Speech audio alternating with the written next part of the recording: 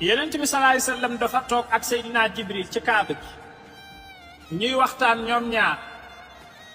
ñu jekki-jekki suuf si yëngatu ba yonent bi jug taxaw yaakaar ni àddina dafay tukki.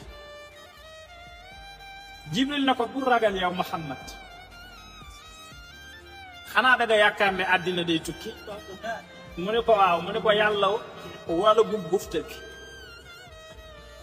ne ko kenn ci mbindeefi yàlla yi mooy jóge asamaan juróom-ñaareel pour jëm si ci yow ne ko bi ko yàlla bindee ba léegi musul gis suuf nu mu mel xamu ko musul wàcc ci kaw suuf sa jëmm ji moo tax muy wàcc. jëmm jooju bi muy xotti asamaan juróom-ñaar di ñëw ci kaw suuf dañu yaakaar ni suuf si day raaf bi mu ñëwee ba jub kaaba ci la défermé wu ba yor jëmm ju ko xel mën a takkee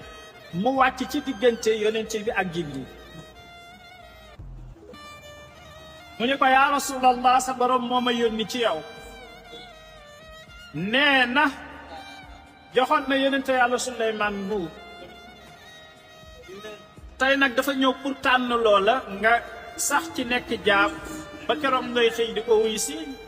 wala da nga bëgg sa nubuwa gi mu booleel la ci nga amaade nguur bu la neexee daal mu defal la nga am nubuwa bu ànd ak nguur mu jox la pouvoir su la neexee it nga nekk jaam rek foofu Jibril fi mu taxaw mi ngi bëgg a seey lu tax parce que dafa bëgg yonent bi ba gëmeew ko moom Seydina Jibril daf ko bëgg ba yërëm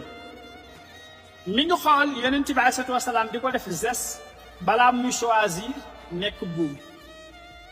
yonent bi daf ko xool rek mu ishaara ko ci suuf ne ko nekkal jaam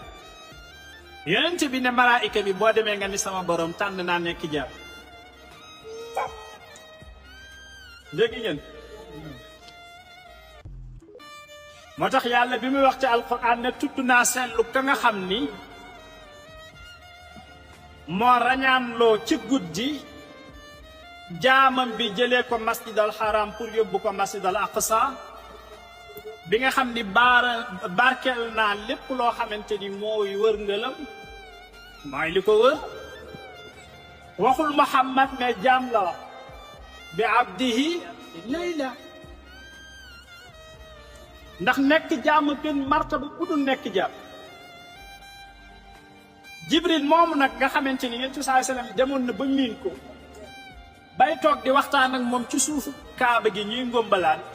Jibril moom premier jour bi ko yonent bi sallallahu alayhi wasallam njëkkee gis fii la mooy lee ngeen di gis ca kaw